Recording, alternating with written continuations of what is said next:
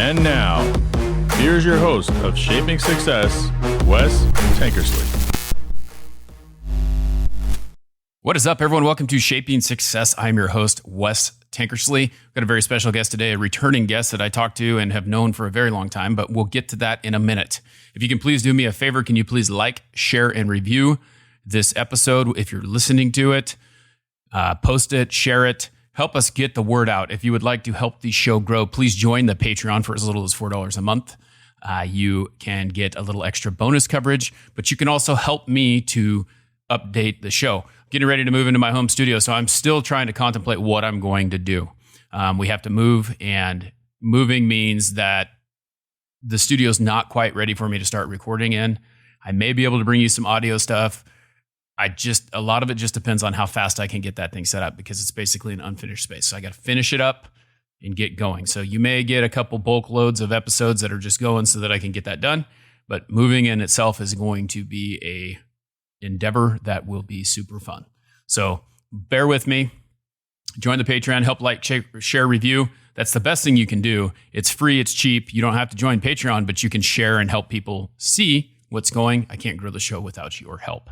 Today's guest is a friend of mine, Brandi Wolf. She is currently a certified meditation teacher, but she's done a lot of other things. And I had her and her husband, Matt, on. It's been a couple years now. And there's so many things to being an entrepreneur that I really enjoy and I really don't think people see. And I met her when I first started selling window coverings. And it's just been one of those relationships, a connection that you just keep going. And we've interacted off and on. So let's get into it with Brandi. What is happening, Brandi? Not much. Just sitting here with my tea, ready to talk to my friends. Yep, I've got tea as well. The old Grim Leafer from Liquid Death. Oh, boy. That's kind of my new drink. So Yeah. It's kind of funny. I don't know if you've seen like any of the commercials or anything for it, but they did run ads on Instagram and TikTok and all that stuff, and it's just kind of funny. They murder your thirst.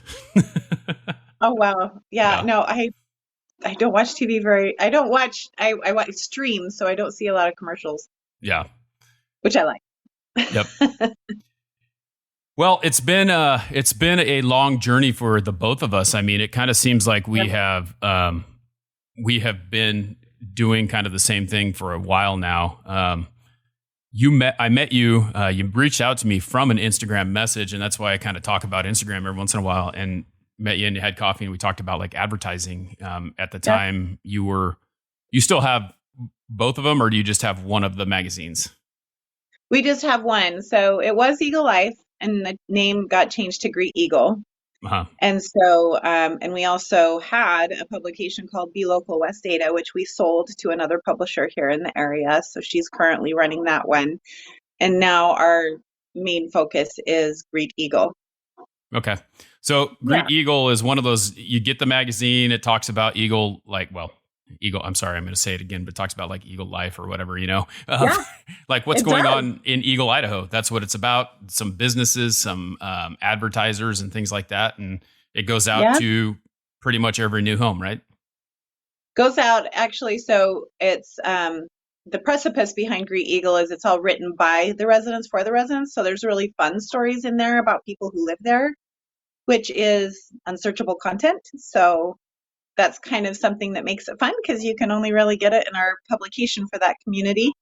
And it goes out to nearly 9,000 single family homes in Eagle every single month. So that's about a 22,000 person reach.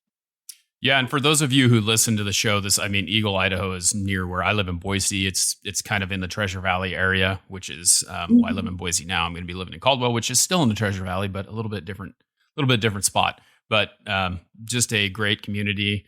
Lots of things to do there, and great place to be. Yeah, it is. It's like the affluent sector of the Treasure Valley. Yeah, and it's funny how that kind of happened, that interaction. But I think that a lot of people don't understand connection and how it works, and how reaching out and being an entrepreneur, because that's really what you are. Like every time I've talked to you, there's always been something working. You've always had something working besides just the magazine, right? There's always something trying to further yourself, trying to grow a business, trying to do something different, right? Absolutely. I kind of, fall in that serial entrepreneur category. where I'm always I'm always doing something. I always got multiple irons in the fire.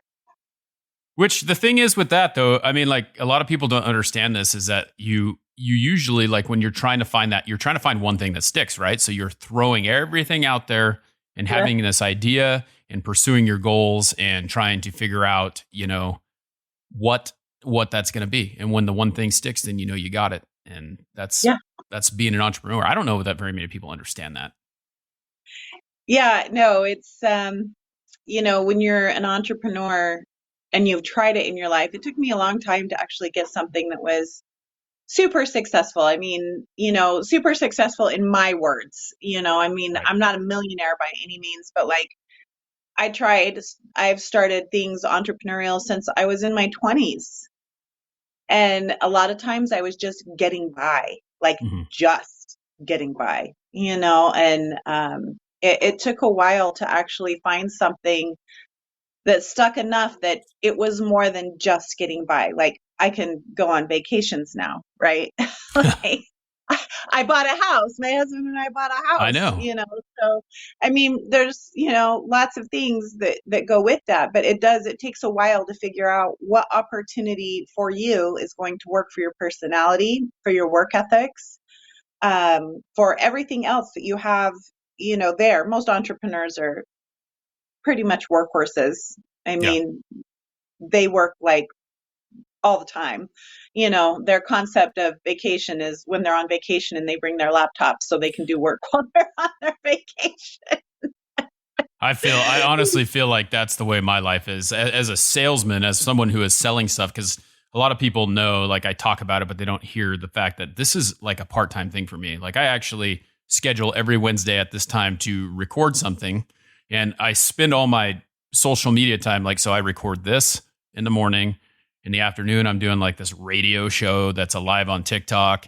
And then at night, I'm doing One Drink Wednesday, which is Instagram Live with my friend Jay. And it's like it never stops. But I can't being a salesperson, it's like it's the same thing. It's like I'm going out and I'm trying to over and over again, whatever I can do, I'm just throwing all these things out there and hoping that something is going to take off. Absolutely. Well, your podcast has gotten quite the following. Oh, it's yeah. I mean, but that's the thing though. Like it's good. Like there's a lot of people following it, but it also could be better. And I think that's one of the things is trying to figure out all those little things that you can do to make it better. Like I feel like I have a great group of people behind me who are helping me make this happen. The first time you were on the show, I had someone else producing it for me and I didn't have a lot of, all they were doing was pushing the button and that was it. Like they would push the button and it was up to me to try to grow it and try to make it better. They kept telling me they're going to help me do it, but then it just never happened. And I didn't have time. I mean, this does not pay me. I mean, like if I think about what I've made from this podcast, I'm in the red. Like I haven't made any money doing this. I've sold some shirts. I make like I was talking about on the last episode, I did a solo episode where I was talking about like it takes 1,000 views on a short on YouTube, which I am monetized on YouTube, to make 9 cents. So Oh, well. how many of those posts actually go anywhere, right? Yeah. And that's the funny thing is like I'm constantly trying to negotiate what can I do because this is it. This is what I want to do, but I have to negotiate how to make it so that more people can see it. So it becomes, and you know this because we've talked about this a lot of times, like you have to promote yourself. This is what we're doing right now. We're going to talk about your meditation in a minute, but the reason why you're here is, one, it's good to have a conversation with you, but two, I want to help you get your word out because like you said, your success is, generated by you. You decide what it is. And I don't always ask what your definition of success is anymore, but we talk about like how you got there and it kind of bleeds through in the conversation. And Absolutely. you've come a long way in the 4 years that I've known you. Just like you said, you just moved into this nice new house. You are starting doing meditation, which I think you've meditated. Let's talk about that a little bit. You've meditated for a long time anyway, right? Yeah. No, I've meditated since I was young without even really knowing it was meditation. Um, but just doing things to help myself fall asleep at night because my mind would just be racing like everybody else's, Yep. the monkey mind, and it would just be running down the road and I'd be trying to sleep. And so, when I was young, I started just with a simple ball of light and would wrap myself in light, and it would relax me so much. I would just, boom, fall asleep. But then I became more of a crisis meditator. So then I really only meditated in times of like, oh crap, Yeah. I need to de-stress right now. But then, some situations happened. I had trauma happen, and that was in 2002. My father committed suicide, and it then followed a string of events after that for about 6, 7 years, it was like one trauma after another just happened. And when that was all done, you don't really realize you're in trauma when you're in it. Right. You get in survival mode. You're like, I just have to take care of this today and then wake up tomorrow and do it again. You don't really realize that you are being in a situation where you're surviving, and that's really it. I was just doing that, and so after this whole string of events happened, I was like, oh my gosh, that's when I realized, like when the dust settled, I was like, wow, I'm in pain. I hurt. And so I had to just go through a series of just really healing myself. And that's where meditation came in. Meditation completely helped me heal my heart. I think a lot of people think of it's kind of weird because it reminds me of yoga, right? Like I love yoga. I think it's It great. is. But there's Yeah. this aspect of it where people think of like yoga, and in some places that's what it is, but they think of it as like a religion or a way of life or something like that. And I think that Mhm. meditation gets a bad rap because of that, because it's a lot of visualization, it's a lot of like self-talk, it's a lot of like calming the mind, and you don't it doesn't have to be spiritual. I mean, it can be something where you think like you get mad at something, right? What happens? The first thing you do is you stop breathing, you clench your teeth, you turn red, and you can't think correctly. So you're trying to calm yourself down so that you can actually, like you said, like you if you start meditating or breathing or just Mhm. kind of calm breathing and thinking the whole situation through, um, you might realize that there's some stuff that's going on that you could control, right? Absolutely. Yeah, there's not much in this world we can control Right. except for how we show up and how we react. Right. And that's it. Yep. There's nothing else that's within our control. So, but you're absolutely right. People they think of meditation as being something it's not. And you can take meditation wherever you want. It's really just a tool. Right. It can partner with any kind of philosophy or thought form or lack thereof, really. It's a tool to help us stay in the present moment. And there's different types, right? Like there's not just like we were talking about. There's some where you're just quiet and just trying to calm the mind. But like, can you run us through a couple different types that there are, and then maybe tell us a little bit about what the kind that you do? Yeah. No, there's lots of meditations. So a lot of people are more familiar with like a guided meditation, but as my teacher would say, all meditation is guided because we are either guiding ourselves or listening to somebody else guide us. Right. And so that's probably what most people are familiar with. Oh, yeah, I did a guided meditation today. And meditations can be anywhere from doing a visualization of, grounding yourself or taking a journey, a shamanic journey, something like that, or, a mantra meditation where you're focusing on a mantra like Om Moksha Ritam, something like that. That's where mala beads can come in very handy. Or, you are just sitting there listening to your breath and very focused on the present moment. There's walking meditations. You can talk to people that are rock climbers or serious artists, and they find that that activity is very meditative because they are in the present moment. Right. But the kind of meditation that I really focus on is ritualizing a meditation practice. Rise, pee, meditate, RPM. Right. And that's, something that I got from my teacher too, but it actually helps, when you're like, okay, meditation should be like brushing my teeth, taking a shower. it's a regular practice because we don't often give ourselves the time or the respect to sit there in an awakened state doing nothing, Right. really, staying present, not ruminating on the past, and not having anxiety about the future, Right. just being, and so that's really what I focus on, that and teaching the foundations of meditation, because when you know how meditation works, why it works, all that kind of stuff, and the different wisdoms behind it, it becomes easier to incorporate into your life because, oh, it makes sense now. Yeah. Now I see why I do this. So. Yeah, and it's pretty crazy. There's a lot of people who are talking about this right now. Like, I can't remember how long he does it, but Rob Dyrdek, from the skateboarder, is like huge on meditation. Like, he bought this special like orb or something to sit in while he does it every single morning.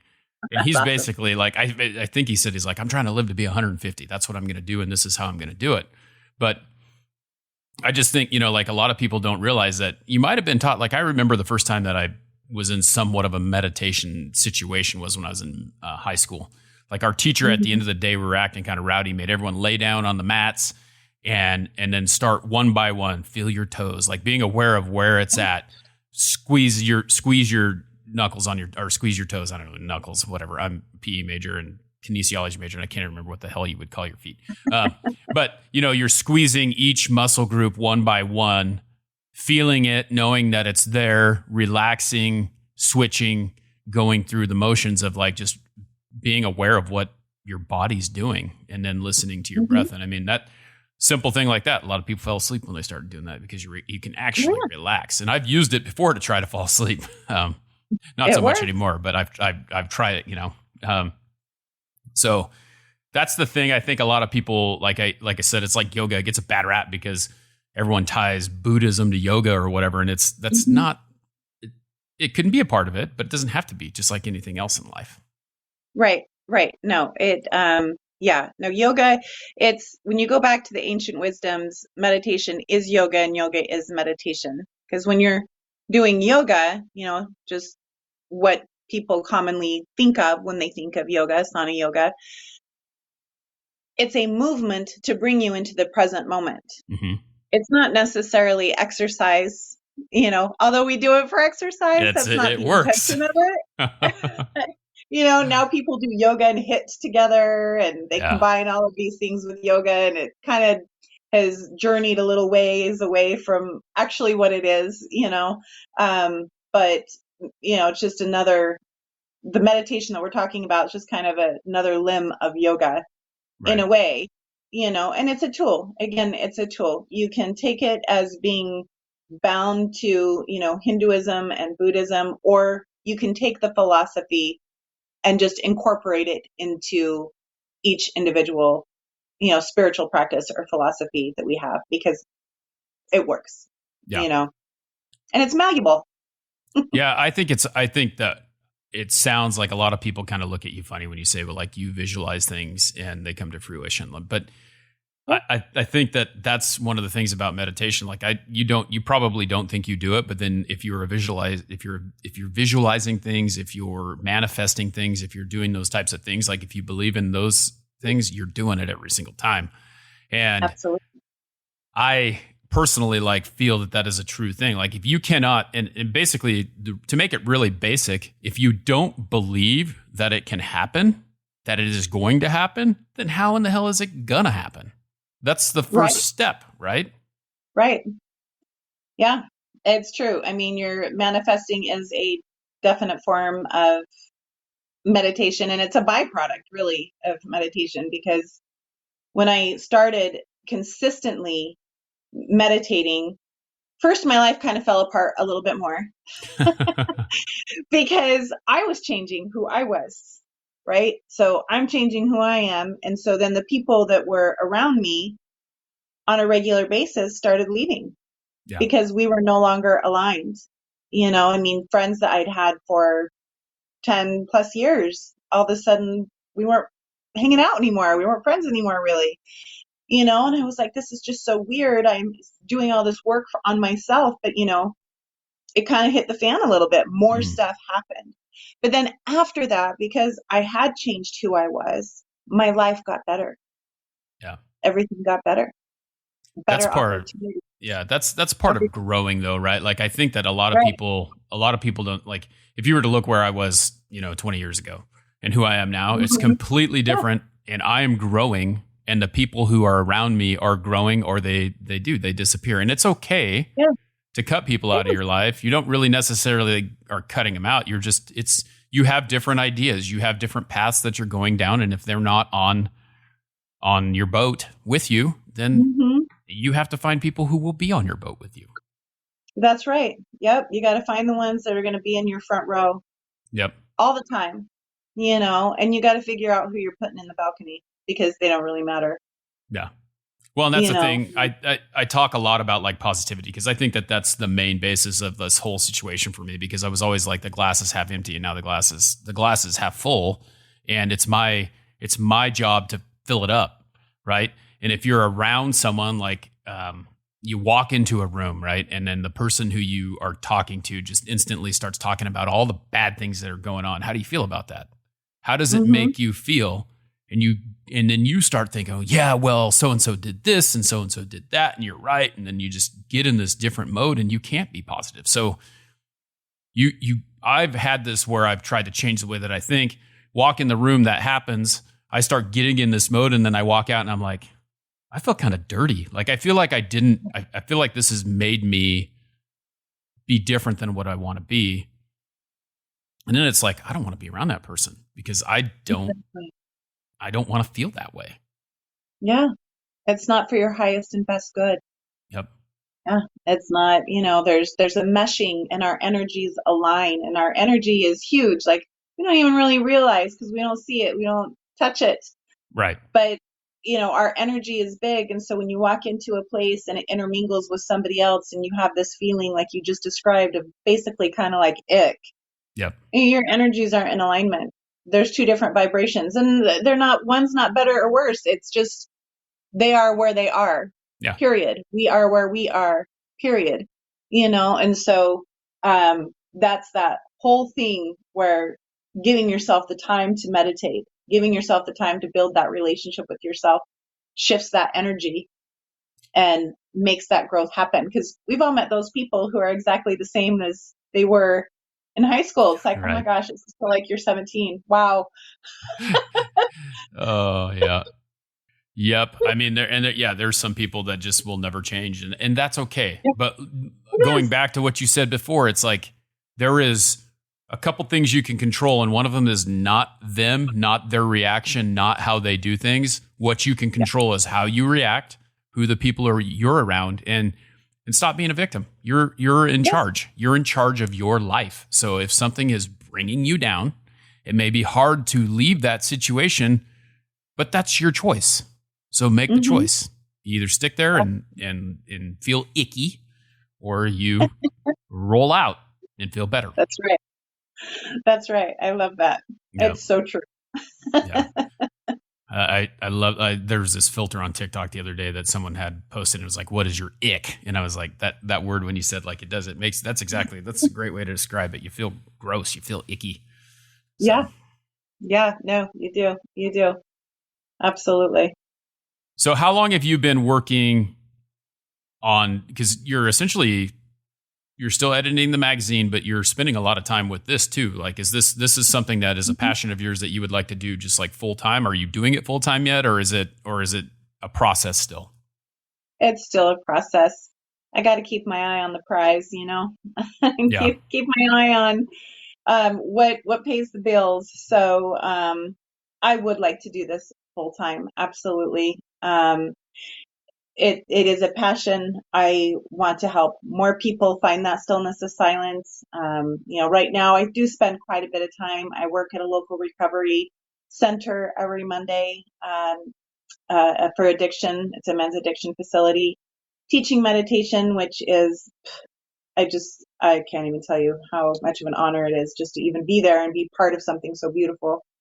And doing online classes, virtual classes, in-person classes, but it's all structured around my other business, Mhm. of the business of my publication. That's So that's the yeah, life of I don't know. I hate like calling it a side hustle, right? But it is a side hustle. It's something that you want to in a way, do yeah, in order to in order to get where you want to be. And so you have to yeah, do certain things to get there. And then you have to make absolutely. those sacrifices. Because, I think a lot of people don't think about it. It's like there's a lot of time in the day, right? And you can choose to use that time however you want. So you can Hmm. go sit down and watch Netflix and hang out, or you Hmm. can utilize that time to do something different because there's a lot of hours in the day. Yeah, there is. And sometimes I work from 8 a.m. till 8 p.m. or 9 p.m. Yep. Doing this, making sure I get all of the work done that needs to be done for both things because I can't let either of them fall. Yep. I have to keep one going and I have to keep moving forward with the other thing. And it's just more like right now, what I'm doing is really trying to get clear on managing my time better because I do need creative time. I need Yeah. time to do something that's just for me. I need time to spend with my girlfriends, doing all the fun stuff that we do, which doesn't happen very often, but I need that time. And so right now I'm like looking at my calendar, really trying to delegate that time so I can give everything I need to give to my publication. And then I can give everything I need to give to my meditation business and helping other people with that. And so I can make the right steps, but then I had to schedule into my calendar last week and I scheduled in 3 hours for creative time, but I only got about an hour of that when it was all done and said. But if I knew if I didn't schedule it, it wouldn't even happen, Yeah. and so I took one of my projects that I've been wanting to create and make and put together, and I gathered everything, and it had just been sitting here. I'd done all the work, the pre-work.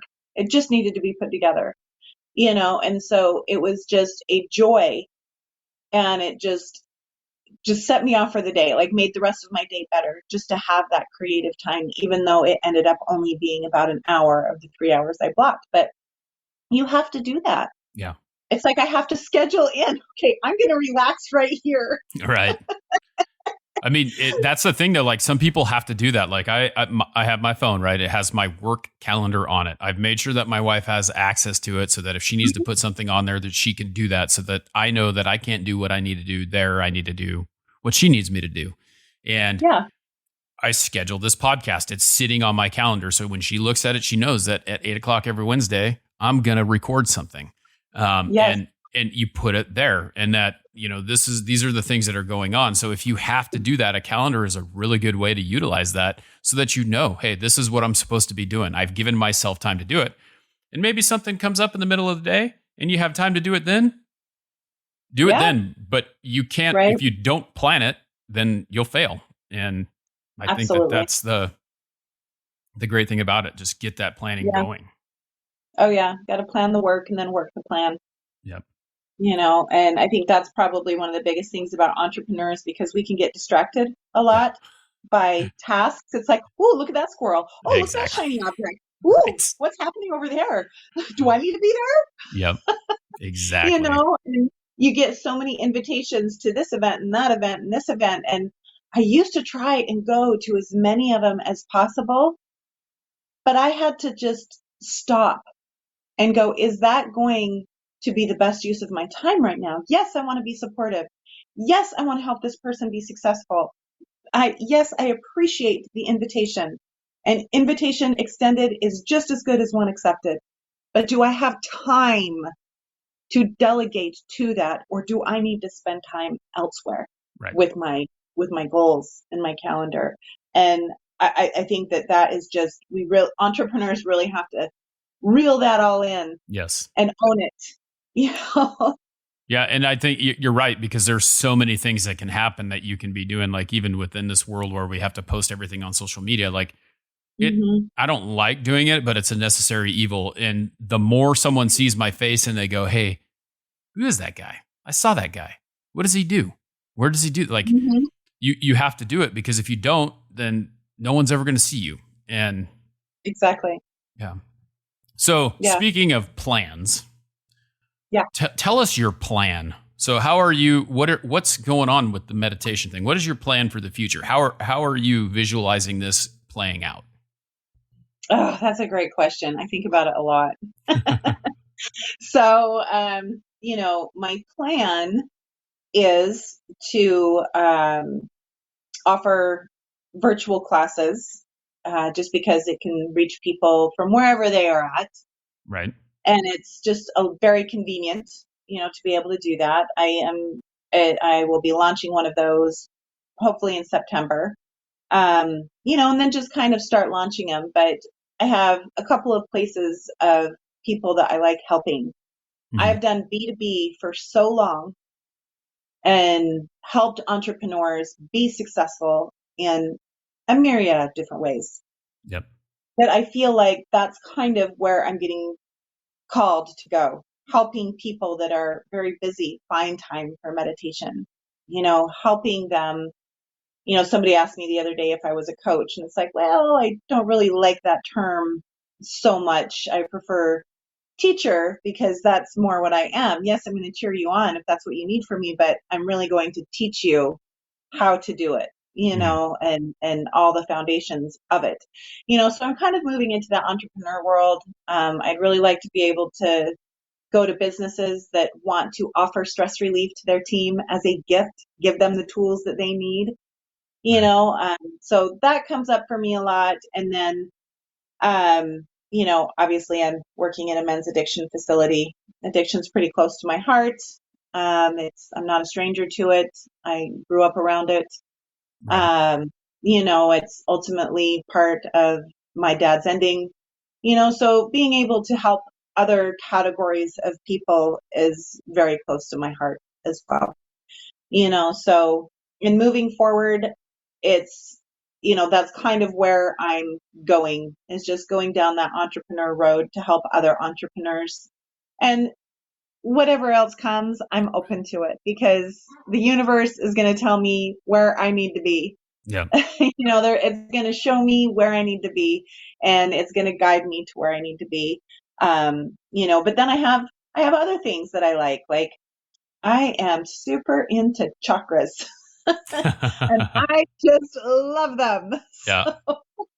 I work on them a lot. I've done several classes already with chakras, and, those are kind of like my little, I get so excited to do those classes. But in the mainstream, that's probably not what people are going to be Right. after. They're looking more for the stress relief and the calm and being present. But, after they do some of that stuff, they'll probably be diving deeper into some other classes. So I'll have those too. But that's, there's a lot of shiny objects in meditation, and Yeah. it's a very vast, vast world because there's so much information out there. And it's interesting because this is something I've done since I was young. And when I went to school to become a teacher, I actually just did it for myself. I didn't do it for I didn't do it to become a teacher. I was like, ooh, this is going to like really deepen my practice. Yeah. I'm going to really be able to dig deep. And so I did. But then when we graduated, because my husband did it with me, Mm-hmm. when we graduated, our teacher's like, all right, you're a teacher now. You need to be teaching. And I was like, oh, I don't know about that. And it took me about 10 more months. Every morning when I sat down to meditate, I heard it in my ear, you need to be a teacher. Yeah. You need to be a teacher. And, so finally I said, fine, I'll do it. And when that happened, I stopped hearing it. And I was like, all right, fine, I am going to go be a teacher. And so, that's kind of where that started. And that was last October when I finally said, okay. And then I went into my advanced training and got my advanced certification to be a teacher. And because I just felt like I really wanted that for myself, and I graduated from that in May. But I started working on it last year. And so there's lots of shiny objects, but, the goal is first and foremost helping people that don't know how to meditate and helping entrepreneurs become really more successful through meditation. Yeah. I think it's interesting because you said a lot of great things there. And it's funny that being a teacher was something that was not at the forefront. You didn't want to do. You just wanted to be better at what you were doing. But one of the best things you can do to get better at what you're doing is teach someone else how to do it because you're practicing, right? Yes. Yes. Yep. Yep. If you're always willing to learn, you'll never grow old. Yep. So I look at teachers. I have a dear friend, and she was a teacher for her career. Yeah. And she's retired from that now, but she's still learning. Like I look at teachers and I'm like, teachers are really like just an ultimate student. Yep. Exactly. They always keep learning. Like they're insatiable learners. And I look at her in her retired status. She's retired from that gig, but she's doing other things, and she's just continually learning and feeding her soul. Yeah. So she can teach. I can understand that completely. That's why I do what I do. Like I was a teacher, right? And so now I'm like, I'm not teaching kids how to do push-ups and sit-ups and things like that, but I'm teaching people how to show them that there's not a way. There's a way out. You can do it. Yes. And you have to walk in that. And so you can't teach something that you can't do yourself. And I agree. It's great. Well, if people, are you doing private lessons or anything like that? If people want to get in contact with you and kind of talk to you about meditation, or maybe they want to join these Zoom classes that you're going to have going, where's the best place to find you? goldenalchemymeditation.com or on Instagram at goldenalchemymeditation. Got all my links in the bio. They can sign up for free meditations, all that kind of fun stuff. I can put a link out. It's on my Instagram. It's all on my Instagram and on my website. There's, places to sign up to get free meditations delivered to your inbox, or, to sign up on waiting lists to get into the virtual classes. We even have meditation dinners coming up. So we got all sorts of stuff. All that fun stuff is on the website, which is perfect because you can just go to one place. You can go to one place and see it all. Well, it's been awesome talking to you, and I always enjoy our conversations. So it was really good to catch up. When you reached out and you're like, "Hey, I'm looking for podcasting," I was like, "This is a no-brainer. You're coming on mine." Well, if you want to, because I just, it's always one of those things that this is what we're trying to show people, that if you can visualize it, if you can see it happening, and if you can do the work, it's gonna happen. It may not come in the time that you want it to come in, but you can't have what you don't work for. It's so true. Yep. It's so true. Well, if you guys want to tune in or go join the Patreon, you can hear a little bit after conversation. But Brandi, I wanted to say thanks again for hanging out with me, and enjoyed the conversation. I enjoyed it very much. Thank you, everyone, for hanging out and tuning in for another episode of Shaping Success. Really good interview with Brandi, talking about meditation and things like that. Manifestation is a big thing. Believing that you can do it is a big thing. And I think that a lot of people get lost in the fact that they don't believe in themselves, that they can do it. And time is one of those things that you want it to be just like that. And it doesn't work that way. I've been podcasting for 4 years now, and I didn't get the following that I have now, and it's still not huge, but I know where it's going. I see the end result of what I want and what I'm working for, and I'm going to continue to work for that every single day. So with that, until next time, I challenge you to find the shape of your success.